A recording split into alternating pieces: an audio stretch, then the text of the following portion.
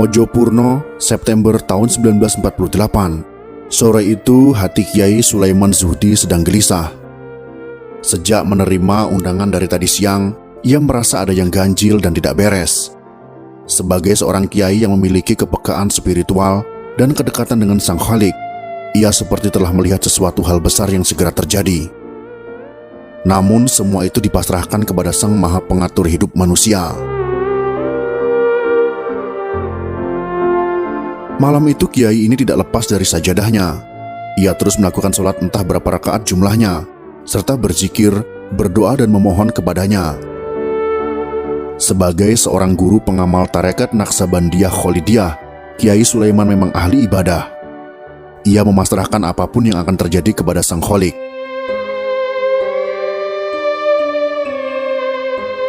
Lelaku zikir dan mendekatkan diri kepada Allah yang merupakan rangkaian dari apa yang disebut kalangan sufi sebagai riyadoh itu sudah menjadi kebiasaan.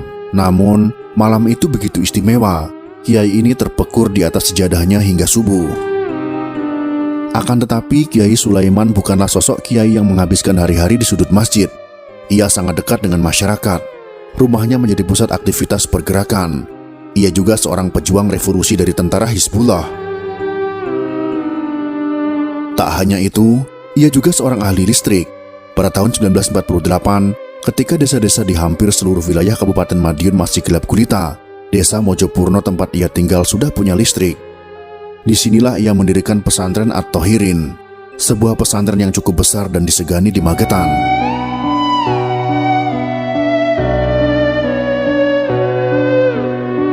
Pagi pun akhirnya datang. Riyadoh yang ia lakukan sepanjang malam itu telah memberinya mental dan kesiapan. Ia pun sudah ikhlas dengan apapun yang bakal terjadi dan menimpa dirinya. Usai sarapan yang telah disiapkan istrinya, ia bergegas pergi memenuhi undangan rapat di kabupaten. Tak lupa ia titip pesan kepada pembantu yang merawat anaknya, Ahyul Umam, baik-baik yang masih berumur 2 tahun. Sampai di tempat tujuan, tidak ada rapat. Beberapa orang PKI telah menyambutnya dengan sepasukan tentara FDR. Rupanya di situ juga sudah banyak para tokoh yang dikecoh oleh undangan bohong itu. Bersama ratusan tokoh dan para santri dari berbagai daerah lainnya, digiring ke pabrik gula Goranggareng. Mereka dikumpulkan di loji atau gedung di pabrik itu. Apa yang terjadi setelah itu? Ratusan orang yang sudah dikumpulkan di loji itu diberondong senapan mesin.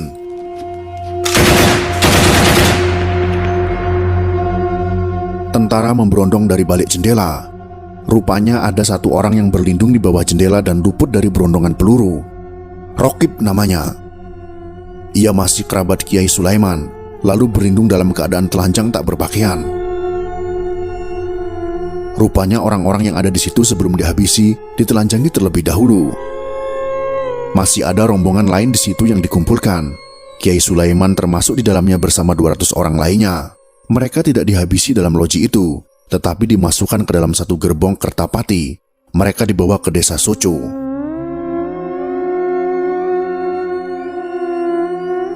Ternyata di tempat ini sudah menunggu 2 sumur tua.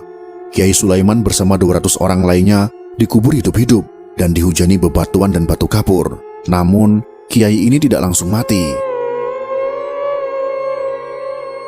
Warga desa Soco mendengar suara zikir La ilaha illallah bergema berulang-ulang. Namun, mereka tidak tahu di mana asal suara zikir itu berasal, dan suara zikir itu masih didengar para warga selama 7 hari. Keluarga besar pesantren di Mojopurno itu berduka. Lebih sedih lagi manakala kiai mereka belum juga ditemukan. Lokasi pembantaian itu memang sangat dirahasiakan oleh PKI. Masyarakat dan para santri sudah putus asa mencari-cari. Allah Maha Besar dan Maha Tahu akan senantiasa memberikan petunjuk dan memberikan pertolongan kepada hamba-hambanya dengan cara yang tidak diduga. Lokasi pembantaian itu akhirnya diketahui 100 hari kemudian. Ini gara-gara ada seorang anggota tentara FDR yang kesurupan dan mengigau bahwa ia ikut melakukan pembantaian di sumur Soco.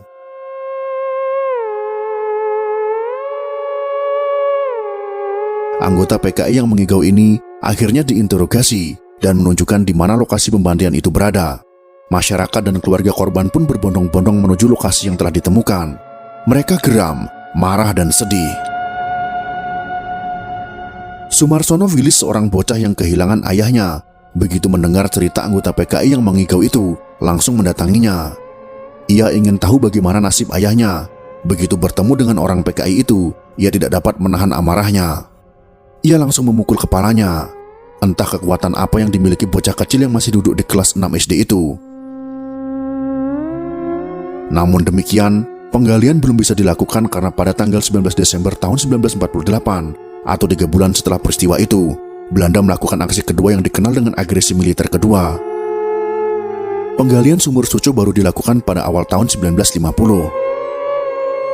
Selain Kiai Sulaiman, beberapa kiai dan santri dari pesantren Sabilil Mutakin PSM Takeran termasuk korban di sumur Suco ini. Jasad para korban telah dipindahkan, sementara Kiai Sulaiman beserta beberapa korban lainnya dikuburkan di Taman Makam Pahlawan Kota Madiun.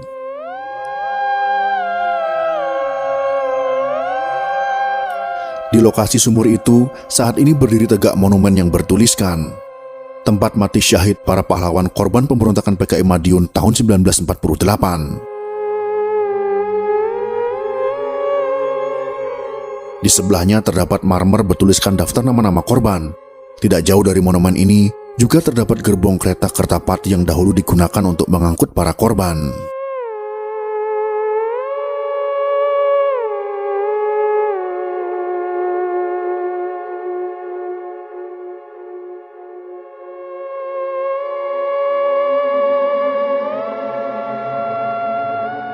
Itulah sekelumit kisah tentang kebiadaban PKI Madiun pada tahun 1948, khususnya pada Kiai Sulaiman Zuhdi, para kiai lainnya, serta para santri.